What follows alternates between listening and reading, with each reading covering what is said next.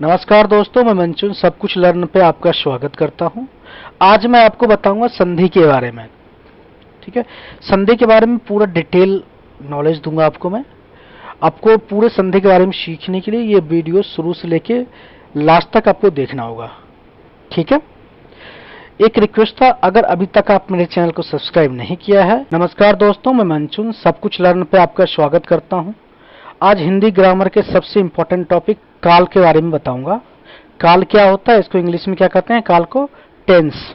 Tense के बारे में बताऊंगा, या काल, काल मतलब समय भी होता है, समय के बारे में आपको पूरी जानकारी मैं दूंगा। काल के बारे में पूरा डिटेल नॉलेज के लिए आपको ये वीडियो को पूरा देखना होगा।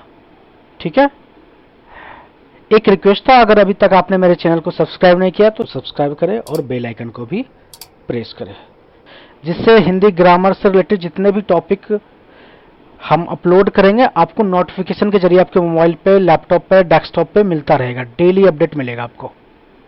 ठीक है, चलिए शुरू करते हैं। काल किसे कहते हैं? काल जिस रूप से क्रिया के होने के समय का बोध हो उसे काल कहते हैं। काल मतलब समय भी होता है। ठीक है, समय का बोध हो उसको क्या कहते हैं? काल कहते हैं। जिस रूप से क्रिया के होने के समय का बोध हो उसे काल कहते हैं।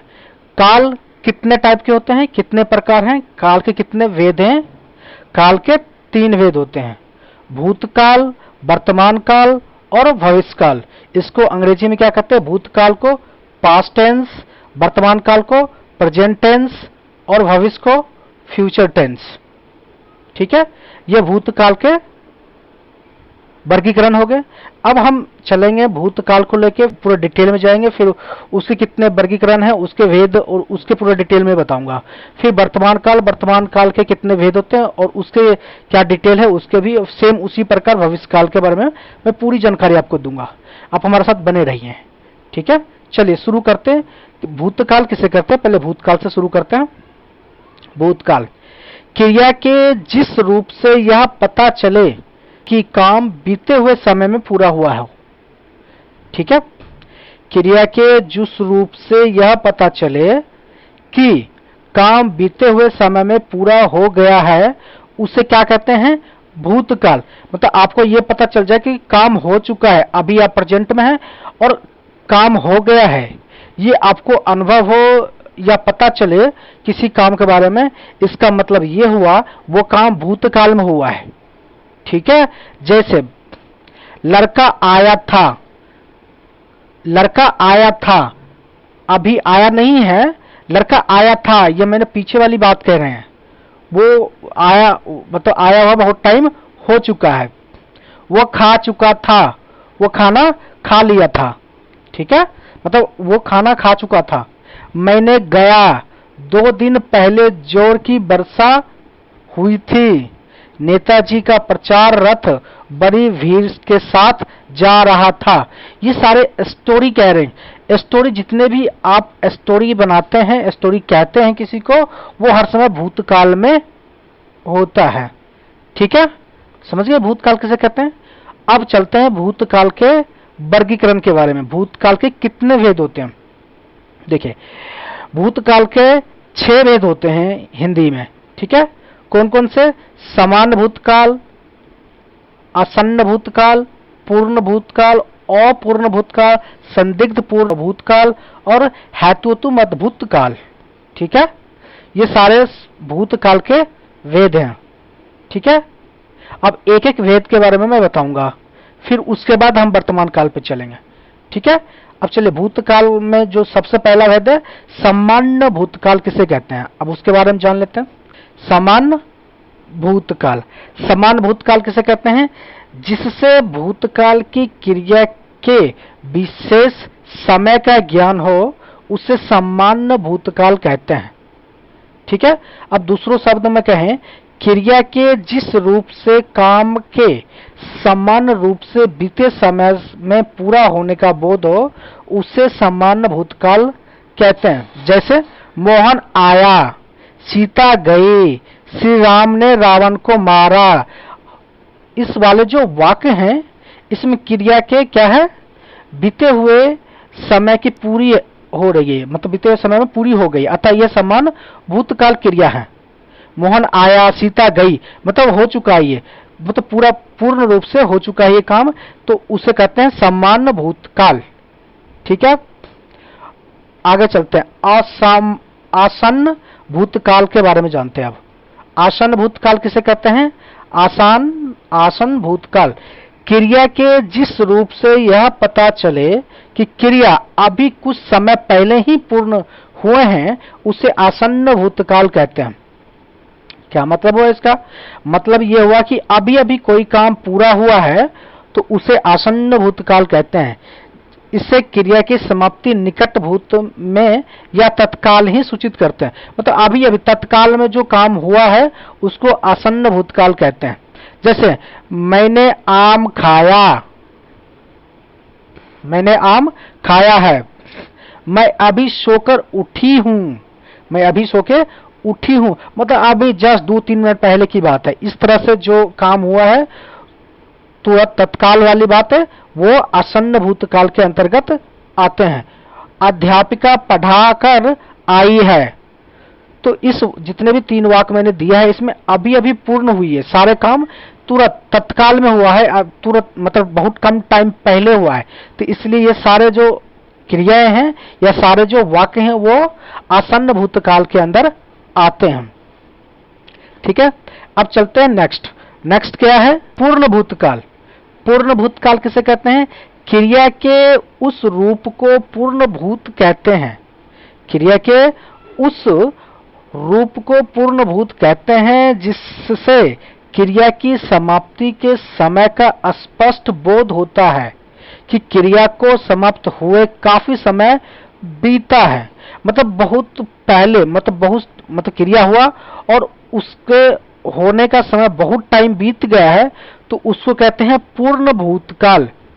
क्रिया के जिस रूप से यह ज्ञात हो कि कार्य पहले ही पूरा हो चुका है उसे पूर्ण भूतकाल कहते हैं।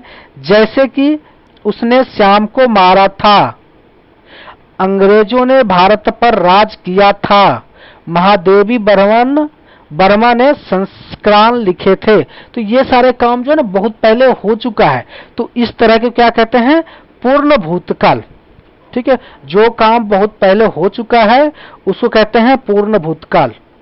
ठीक है, आगे चलते हैं। पूर्ण भूतकाल के बाद है अपूर्ण भूतकाल। अपूर्ण भूतकाल क्या होता है उस पर चलते हैं।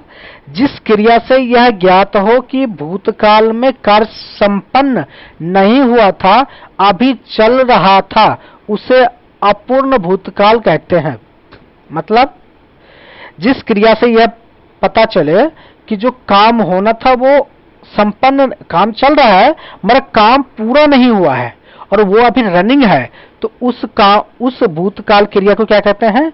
अपूर्ण भूतकाल।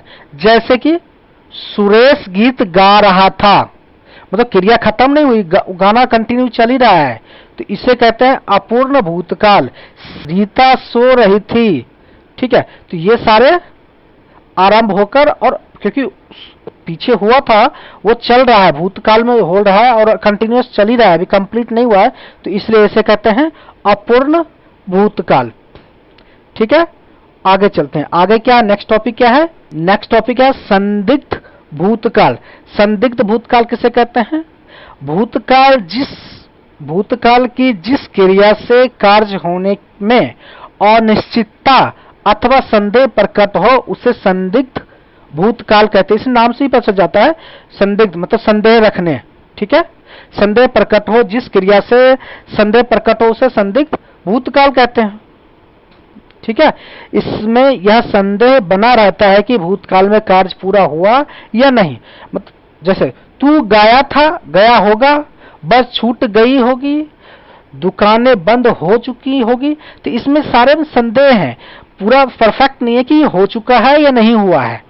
ठीक है, अगर हो चुका होता तो पूर्ण में चला जाता, अगर नहीं हुआ है तो अपूर्ण भूतकाल में चला जाता, मगर जिसमें संदेह बना हुआ है वो न पूर्ण में जाएगा न अपूर्ण में जाएगा, यह संदिग्ध भूतकाल में जाएगा। ठीक है, संदेह जिसमें बना होता है। अब समझ गए, आगे चलते हैं। नेक्स्ट टॉपिक क्या है? हेतु मदभूत। हेतु हेतु मद भूत, ये किसे कहते हैं? यदि भूतकाल में एक क्रिया के होने या ना होने पर दूसरी क्रिया का होना या ना होना निर्भर करता है तो उसे हेतु हेतु मद भूतकाल क्रिया कहते हैं। ठीक है, यदि भूतकाल में एक क्रिया होने या ना होने दूसरे क्रिया पर निर्भर करता है, होने और ना होने पर, तो उसे हेतु हेतु मद भूतकाल क्रिया कहते हैं। हेतु का अर्थ क्या होता है? कारण। जहां भूतकाल में किसी कार्य के ना हो सकने का वर्णन कारण के साथ दो वाक्य में दिया गया हो, वह हेतु हेतु मद भूतकाल होता है। इससे यह पता चलता है कि क्रिया भूतकाल में होने वाली थी पर किसी कारणवश ना हो सका। जैसे कि यदि तुमने परिश्रम किया होता तो पास हो जाते। इसका क्या मतलब? मतलब भूतकाल में तुमने अगर परिश्रम, पीछे अगर परिश्रम किया होता तो आगे वाला जो काम होता वो पास, मतलब रिजल्ट जो है वो अच्छा होता, मगर तुमने नहीं किया इसलिए नहीं। मतलब पीछे वाला जो कार्य है वो आगे वाले कार्य, जो आगे वाला कार्य वो पीछे वाले कार्य पर निर्भर करता है। ठीक है, तो एक दूसरे पर निर्भर है, तो इसको हेतु हेतु मद भूतकाल कहते हैं। यदि वर्षा होती तो फसल अच्छी होती, वर्षा खराब हुआ इसलिए फसल खराब हुआ। वर्षा अच्छा होता तो होता है ना, अभी तो नहीं आया, इसका मतलब वर्षा पे निर्भर है फसल। ठीक है, तो इस तरह के जो वाक्य होते हैं जिसमें एक दूसरे पर निर्भर किया जाता है उसे क्या कहते हैं? हेतु हेतु मद भूतकाल। ठीक है, ये भूतकाल का लास्ट टॉपिक था। अब चलते हैं वर्तमान काल पे। ठीक है, अब वर्तमान काल किसे कहते हैं वो देख लेते हैं। वर्तमान काल क्रिया के जिस रूप से वर्तमान में चल रहे समय का बोध होता है उसे वर्तमान काल कहते हैं।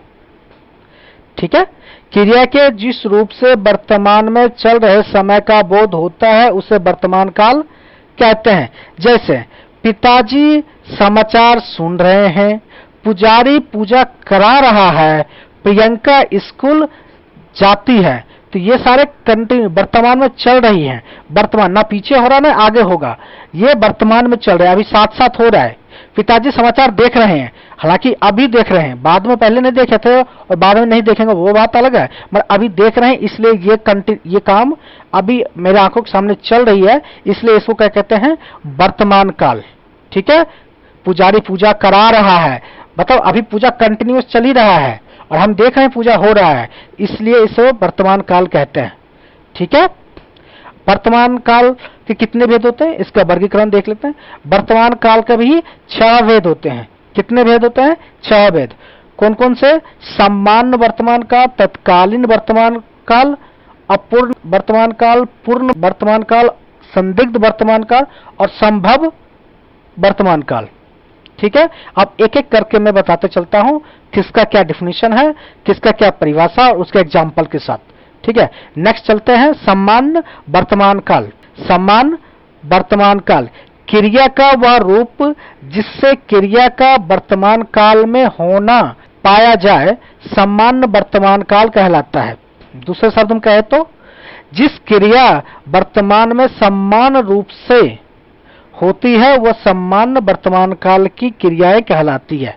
क्रिया के जिस रूप में समानता यह प्रकट हो कि कार्य का समय वर्तमान में है, ना कार्य के अपूर्ण होने का संकेत मिले ना संदेह हो, वह सामान्य वर्तमान काल होता है। जैसे बच्चा खिलौने से खेलता है, बच्चा खिलौनों से खेलता है, ये खेलना प्रस्तुत समय में है किंतु ना तो वह अपूर्ण है ना ही अनिश्चित है, अतः यह सामान्य वर्तमान काल में है।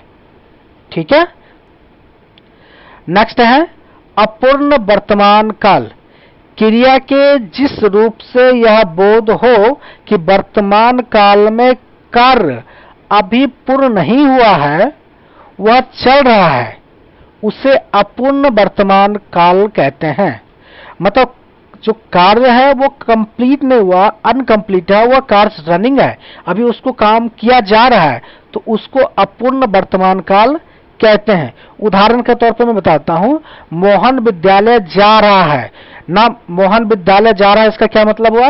ना मोहन अभी विद्यालय पहुंचा है, ना ही घर पे है, वो रास्ते में है, वो कंटिन्यूअस विद्यालय जा रहा है, इसलिए ये काम पूरा नहीं हुआ है, ये अपूर्ण हुआ है। तो पूर्ण हो जाएगा तब तो पूर्ण कार्य में चला जाएगा, ये अभी तक पूरा नहीं हुआ है, इसलिए ये हो जाएगा अपूर्ण वर्तमान काल। ठीक है, कार्य कंटिन्यूअस चल ही रही है।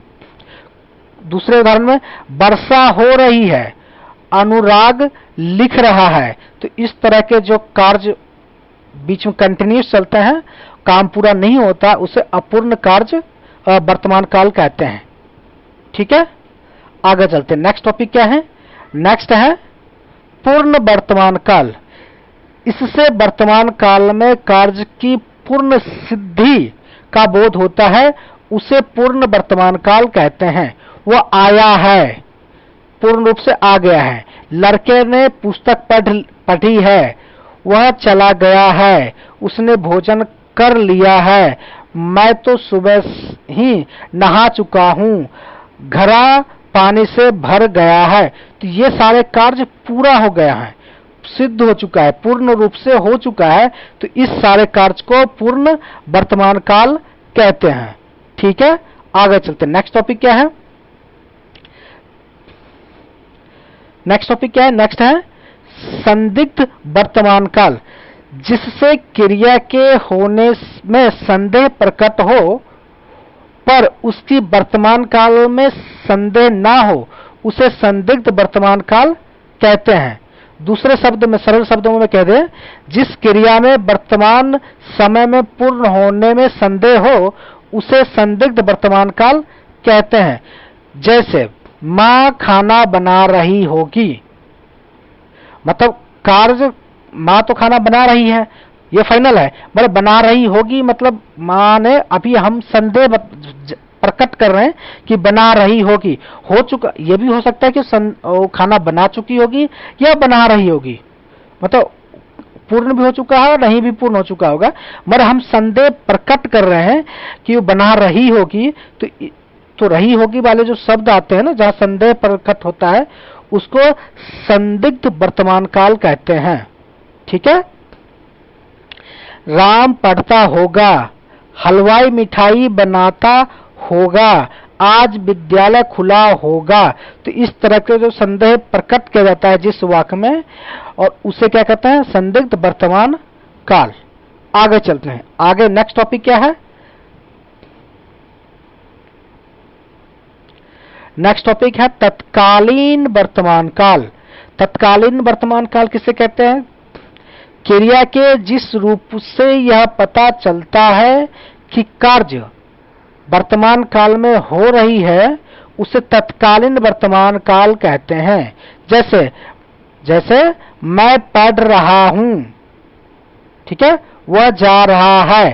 तो ये सारे जो वाक्य हैं वो तत्कालीन, कंटिन्यूअस चल रहे, तत्कालीन हो रहा है, तो उसे कहते हैं तत्कालीन वर्तमान काल। नेक्स्ट टॉपिक है संभव वर्तमान काल। इससे वर्तमान काल में काम के पूरा होने की संभावना रहती है, उसे संभव वर्तमान काल कहते हैं। इससे वर्तमान काल में काम के पूरा होने का संभावना रहती है, उसे संभव वर्तमान काल कहते हैं। संभव का अर्थ होता है संभावित या जिसके होने की संभावना हो। ठीक है, जिससे वह आया है, वह लौटा हो, वह चलता हो, उसने खाया हो। तो इस तरह के जो वाक्य होते हैं वो संभव वर्तमान काल के होते हैं। ठीक है, वर्तमान काल का इतना ही है। अब आगे नेक्स्ट टॉपिक क्या है? फ्यूचर मतलब भविष्य काल पे चलते हैं। ठीक है, नेक्स्ट टॉपिक है फ्यूचर भविष्य काल। भविष्य काल में क्या है? भविष्य में होने वाली क्रिया को भविष्य काल की क्रिया कहते हैं। जैसे वह कल घर जाएगा, ये अभी आज नहीं जाएगा, मैं गया था, वो आने वाले दिन में, कल आने वाला जो नेक्स्ट डे है, टुमारो, वो उस दिन जाएगा। ठीक है, हम सर्कस देखने जाएंगे। किसान खेत में बीज बोएगा। तो इस तरह के जो वाक्य हैं ये फ्यूचर मतलब भविष्य काल का भविष्य का प्रतीत कराता है, इसलिए ये सारे जो वाक्य हैं भविष्य काल के अंतर्गत आते हैं। अब भविष्य काल के कितने भेद होते हैं उसको जान जाते हैं। भविष्य काल के 3 भेद होते हैं। कौन कौन से?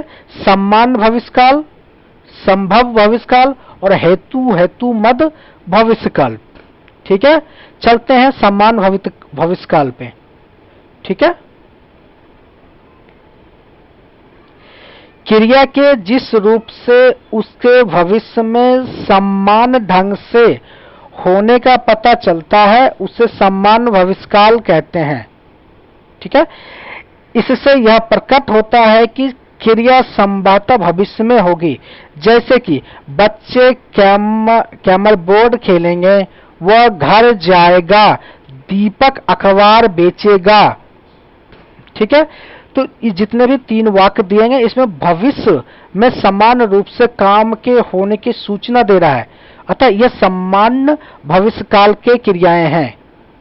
ठीक है, समझ गए? आगे चलते हैं। नेक्स्ट टॉपिक क्या है? नेक्स्ट टॉपिक है संभव भविष्यकाल।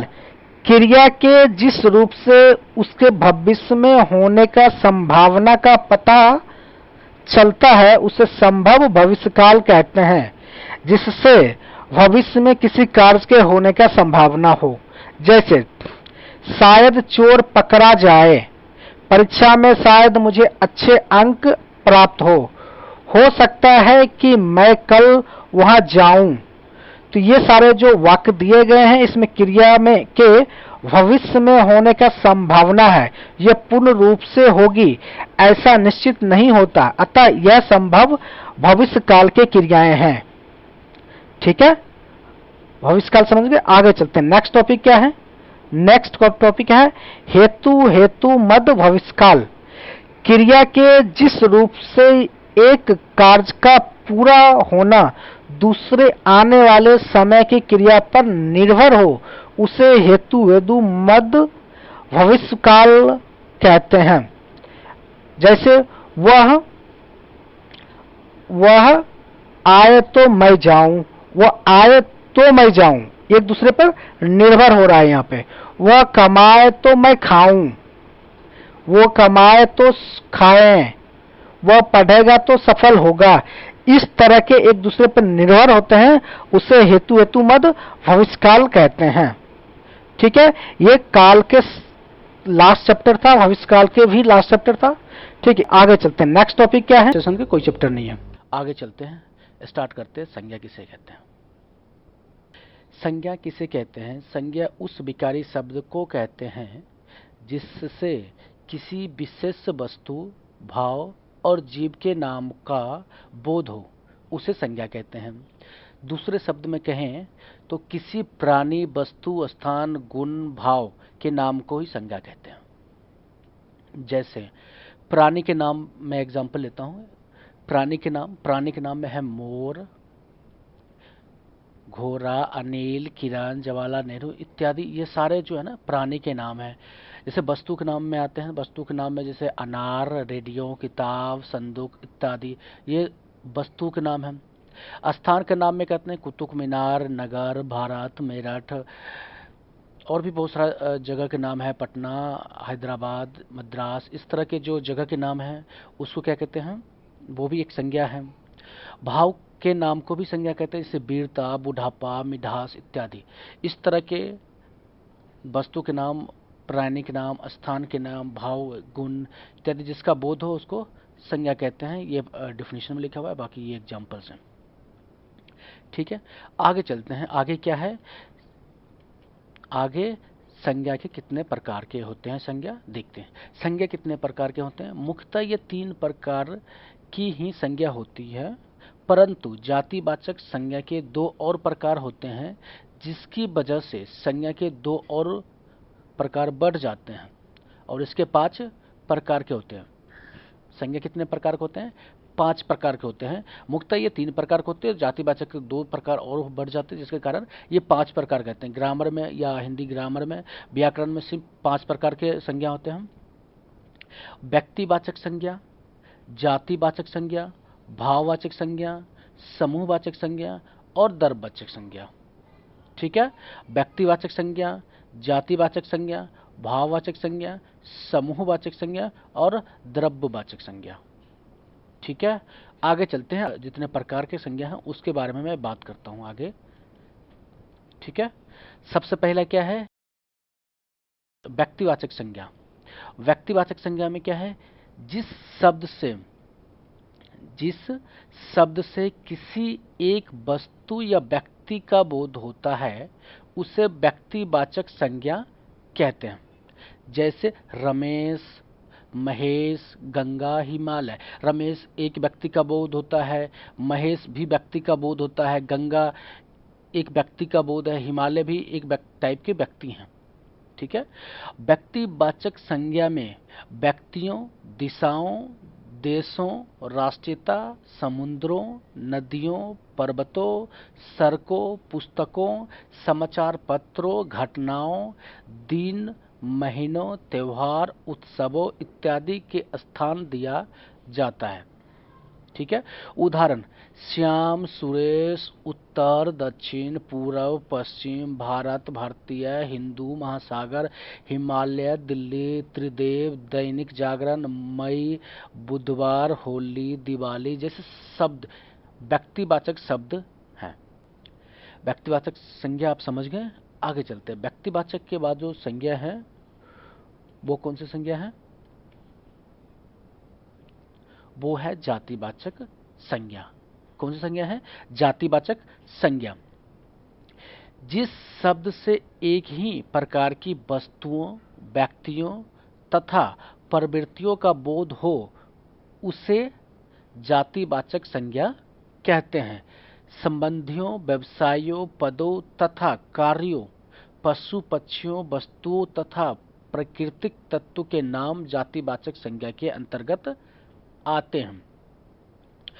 उदाहरण के तौर पर भाई, बहन, प्रोफेसर, मनुष्य, नदी, घोड़ा, गाय, पशु, वर्षा, ज्वालामुखी, राजा, मंत्री, कुर्सी, घोड़ा, बनिया, ब्राह्मण, लड़का, नर, नारी, आदमी, औरत, पहाड़, नदी, घाटी, समुद्र, द्वीप, तालाब, अनाज जैसे शब्द जातिवाचक संज्ञा के अंतर्गत आते हैं। ठीक है, जातिवाचक संज्ञा समझ गए। अब चलते हैं भाववाचक संज्ञा पे। ठीक है, भाववाचक संज्ञा। भाववाचक संज्ञा किसे कहते हैं, जिस शब्द से किसी व्यक्ति या वस्तु के गुण या धर्म, दशा तथा कार्य व्यापार का बोध होता है उसे भाववाचक संज्ञा कहते हैं। जिस शब्द से किसी व्यक्ति या वस्तु के गुण या धर्म, दशा तथा कार्य व्यापार का बोध होता है उसे भाववाचक संज्ञा कहते हैं। प्रत्येक पदार्थ का अपना एक स्वभाव होता है। मनुष्य का स्वभाव मनुष्यत्व तथा पशु का स्वभाव हरकत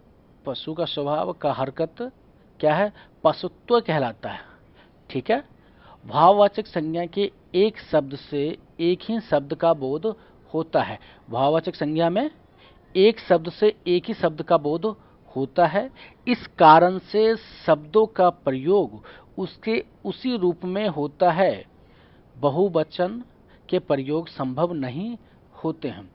उदाहरण के तौर भाववाचक संज्ञा के उदाहरण के तौर पे लंबाई, नम्रता, चाल, समझ, मनुष्यत्व, देवत्व, पुरुषत्व, अपमान, बंधुत्व, मर्दाना, शीतलता, मिठास, तीखापन, बुढ़ापा, मित्रता, गर्मी, सर्दी, निजत्व, मित्रता, पढ़ाई, लड़ाई, कराई, प्रहार इत्यादि भाववाचक संज्ञा के उदाहरण हैं। ठीक है, आगे चलते हैं। आगे क्या है, समूहवाचक संज्ञा। कौन सा है, समूहवाचक संज्ञा। जिस शब्द से वस्तु अथवा व्यक्ति के समूह अथवा बहुलता का बोध हो उसे समूहवाचक संज्ञा कहते हैं। जैसे सभा, दल, संघ, गुच्छा, कुंज इत्यादि शब्द समूह का बोध होता है। उदाहरण के तौर पर मेला, भीड़, बाजार, प्रदर्शन, रैली, सेना, जुलूस, पार्टी, कूंज, धौध, जमावड़ा, सैलाब, युद्ध, समुदाय, हुजूम, सेना, झुंड, गिरोह इत्यादि समूहवाचक संज्ञा के उदाहरण हैं। ठीक है, आगे चलते हैं। आगे क्या है? आगे है द्रव्यवाचक संज्ञा। क्या है? द्रव्यवाचक संज्ञा। जिस शब्द से किसी धातु, द्रव्य तथा ऐसे वस्तुओं जिसे नापा तौला जा सके का बोध हो, उसे द्रव्यवाचक संज्ञा कहते हैं। ठीक है, जैसे दूध, दही, सोना, चांदी, लोहा, लकड़ी, पानी, पित्तल, तांबा, तेजाब, शराब, घी, जल, खून, तेल, पारा इत्यादि शब्द जो है द्रव्यवाचक संज्ञा के उदाहरण हैं। ठीक है, ये हो गए पांचों संज्ञा के प्रकार। ठीक है, और आगे चलते हैं। अब थोड़ा सा ट्रांसफर कर लेते हैं। भाववाचक संज्ञा का निर्माण कैसे किया जाता है? जातिवाचक संज्ञा में दिया हो कोई शब्द तो उसको भाववाचक संज्ञा में ट्रांसफर करना है, कन्वर्ट करना है, निर्माण करना है भाववाचक संज्ञा का जातिवाचक संज्ञा से। ठीक है, जैसे बूढ़ा एक जातिवाचक संज्ञा है, बुढ़ापा भाववाचक संज्ञा हो गया। लड़का एक जातिवाचक संज्ञा है, लड़कपन एक भाववाचक संज्ञा है। मित्र एक जातिवाचक संज्ञा है, मित्रता भाववाचक संज्ञा है। मनुष्य जातिवाचक संज्ञा है, मनुष्यत्व भाववाचक संज्ञा है। विशेषण से भाववाचक संज्ञा में कैसे, विशेषण से भाववाचक संज्ञा कैसे बनाएंगे? गर्म ये विशेषण है, गर्मी भाववाचक संज्ञा है। मीठा विशेषण है, मिठास भाववाचक संज्ञा है। कठोर विशेषण है, कठोरता भाववाचक संज्ञा है। नर्म विशेषण है, नर्मता ये भाववाचक संज्ञा है। अब क्रिया से भाववाचक संज्ञा कैसे बनाएंगे? चढ़ना एक क्रिया है, चढ़ाई। पढ़ना पढ़ाई। रोना रुलाई। दौड़ना दौड़। ये सारे भाववाचक संज्ञा क्रिया से बनाया गया है। ठीक है, सर्वनाम से कैसे बनाते हैं भाववाचक संज्ञा? अपना, अपनाना, निज, निजित्व ये सर्वनाम था और इसको भाववाचक संज्ञा में का निर्माण किया गया। ठीक है, अव्यय से कैसे बनाते हैं भाववाचक संज्ञा? दूर, दूरी, समीप, समीपत्व। इस तरह से आप भाववाचक संज्ञा का निर्माण कर सकते हैं। अगला क्या है? अगला देख लेते हैं। अगला है संज्ञा का रूप परिवर्तन। संज्ञा का रूप परिवर्तन। संज्ञा के प्रयोग में कभी कभी परिवर्तन भी होता है।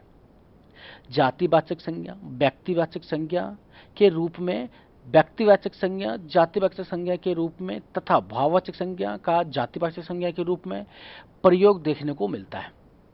ठीक है, मेरा इसका कहने का मतलब यह है कि संज्ञा का रूप परिवर्तन, जैसे जातिवाचक संज्ञा हो वो व्यक्तिवाचक संज्ञा में कभी कभी हो जाता है प्रयोग, और व्यक्तिवाचक संज्ञा का जो अगर हो तो जातिवाचक संज्ञा में हो जाता है प्रयोग, तथा भाववाचक संज्ञा में हो तो जातिवाचक में हो जाता है प्रयोग कभी कभी। वो उदाहरण के लिए मैं बताता हूँ आपको।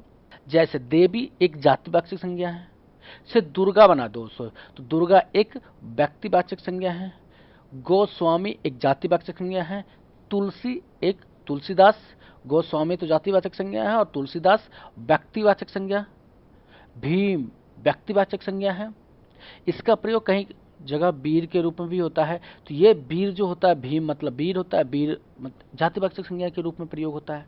पहलवान भाववाचक संज्ञा है, इसका प्रयोग वस्त्र जातिवाचक संज्ञा में होता है। संज्ञा के रूप लिंग, वचन तथा कारक चिन्ह के रूप में बदलते हैं। जैसे लड़का खाता है, लड़की खाती है। लिंग के आधार पर भी संज्ञा का परिवर्तन हो गया। लड़का खाता है, लड़के खाते हैं। वचन के आधार पर परिवर्तन हो गया। इसमें एक वचन है, लड़का एक है, बहुवचन हो गए लड़के। लड़का लिंग है, पुरुष लिंग है, और लड़की स्त्रीलिंग है। लड़का खाना खाता है, लड़के ने खाना खाया। कारण चिन्ह के आधार पर परिवर्तन हो गया संज्ञा का। आपने देखा संज्ञा के रूप परिवर्तन आपने देख लिया। आगे चलते हैं, आगे क्या है, आगे संज्ञा के पहचान क्या है।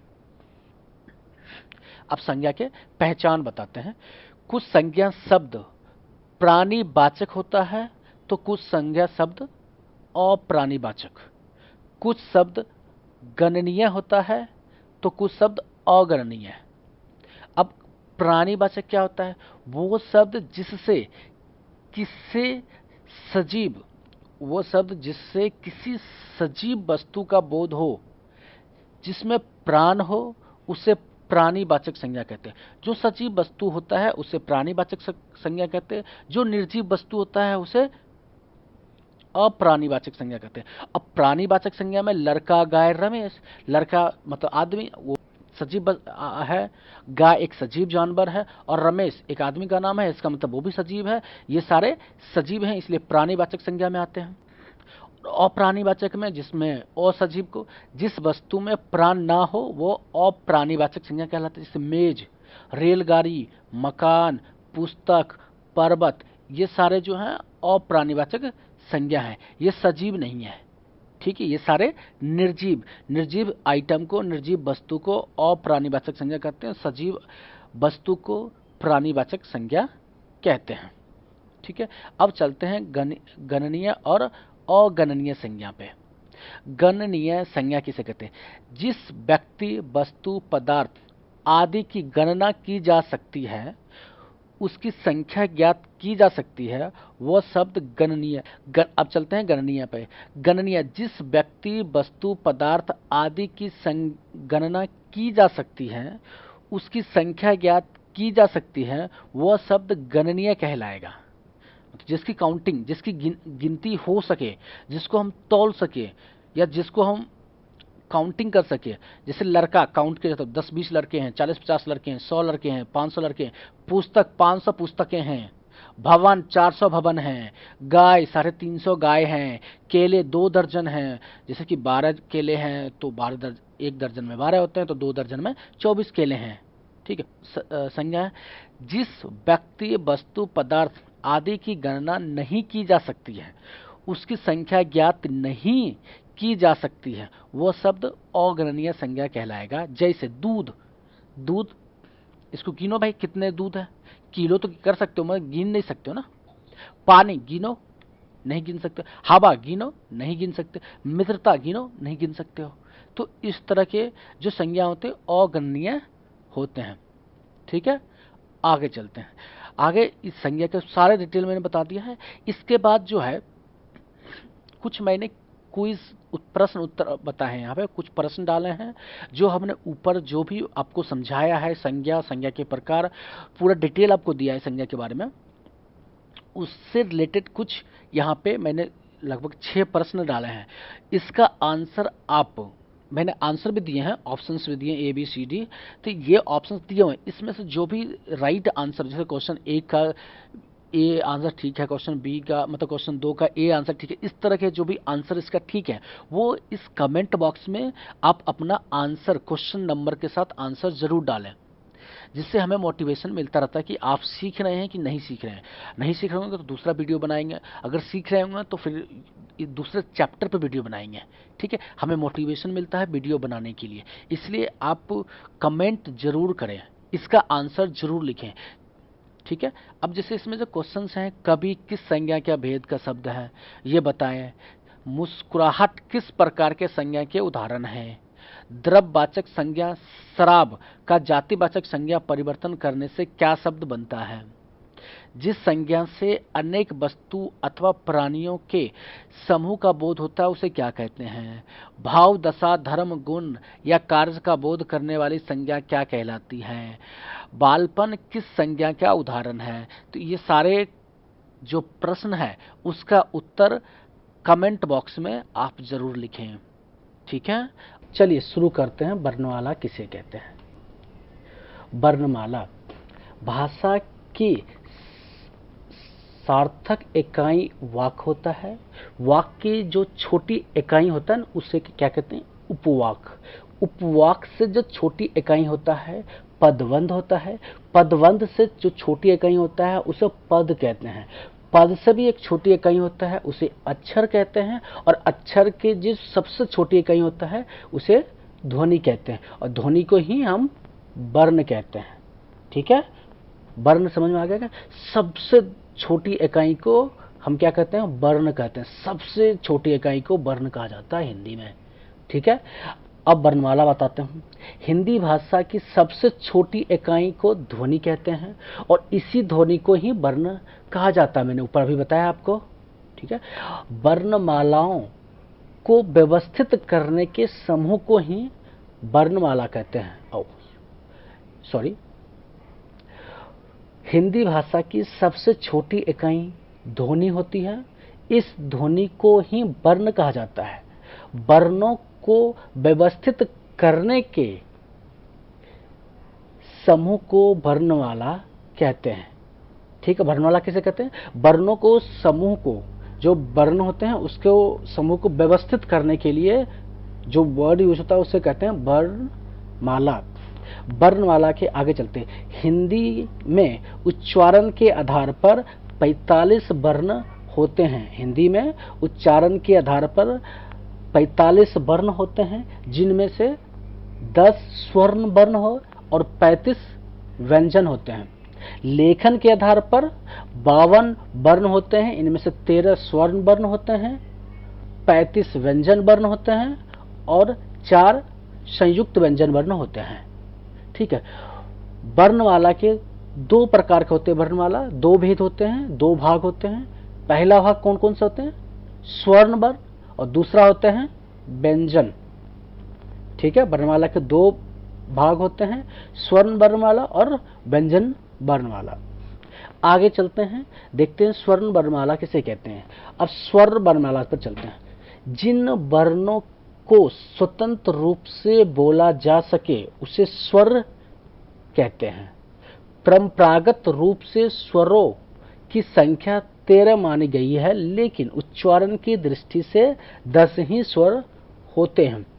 स्वर के उदाहरण पर देख लेते हैं। उच्चारण के आधार पर स्वर देख लेते हैं।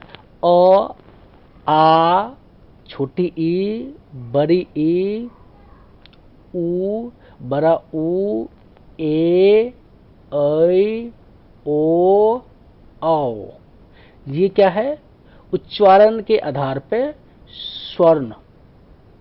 ठीक है, स्वर उच्चारण के आधार पे स्वर है। अब लेखन के आधार पे स्वर देख लेते हैं। अ, आ, ए, बड़ी ए, ऊ, बड़ा ऊ, ए, ऐ, ओ, औ, अं, आ, री आदि होते हैं। ठीक है, स्वर समझ गए। अब आते हैं व्यंजन पे। ठीक है, जो वर्ण स्वरों की सहायता से बोले जाते हैं उन्हें व्यंजन कहते हैं। जो वर्ण स्वरों की सहायता से बोले जाते हैं उन्हें व्यंजन कहते हैं। हर व्यंजन के उच्चारण में अ स्वर लगा होता है। अ के बिना व्यंजन का उच्चारण नहीं हो सकता है। वर्णमाला में कुल 35 व्यंजन होते हैं। ठीक है, जो वर्ण स्वरों के सहायता से बोले जाते हैं उसे व्यंजन कहते हैं, और हर व्यंजन के उच्चारण में अ स्वर लगा होता है। अ के बिना व्यंजन का उच्चारण नहीं हो सकता है। और कितने हैं वर्णमाला में व्यंजन? 35 हैं। ठीक है, कौन कौन से हैं मैं बताता हूं आपको। क वर्ग में होता है क, ख, ग, घ, र। च वर्ग में होता है च, छ, ज, झ, य। ट वर्ग में कौन कौन से होता है? ट, ठ, ड, ढ, न। त वर्ग में कौन कौन से होते हैं? त, थ, द, ध, न। प वर्ग में प, फ, ब, भ, म। य अंश वर्ग में होता है। अंश वर्ग में होता है य, र, ल, व। उसमें होता है तालम स, मूर्धन स, दंस और ह। संयुक्त व्यंजन में होता है अछ, त्र, ज्ञ, स्र। ठीक है, व्यंजन पूरा डिटेल आपको मिल गया व्यंजन का। बस ये व्यंजन था। आगे क्या है, जो आने वाला टॉपिक है मैं उसके बारे में बता रहा हूँ। लिंग के बारे में बताऊंगा। जो इसमें थोड़ा सा डेमो दे रखा है, जो शब्द स्त्री या पुरुष में भेद उत्पन्न करता है उसे लिंग कहते हैं। वचन शब्द आने वाला है, वचन जो टॉपिक है वो आएगा। वचन किसे कहते हैं, जिस शब्द से एक या अनेक होने का बोध होता है उसे वचन कहते हैं। ये इंपॉर्टेंट टॉपिक है सारे। कारक, वाक्य में प्रयुक्त वह शब्द या वाक्य में उपस्थित वह शब्द जिससे पूरी घटना या उद्देश्य की पूर्ति हो उसे कारक कहते हैं। तो ये तीनों जो टॉपिक है, इसके बाद जो आने वाले टॉपिक के लिस्ट हैं। ठीक है, ये वीडियो आपको अच्छा लगा हो तो इसे लाइक जरूर करें और शेयर भी करें। ठीक है, इससे हमें मोटिवेशन मिलता है। और इस पूरा वीडियो देखने के लिए आपको पूरा कोटि कोटि से पूरा धन्यवाद। Thank you.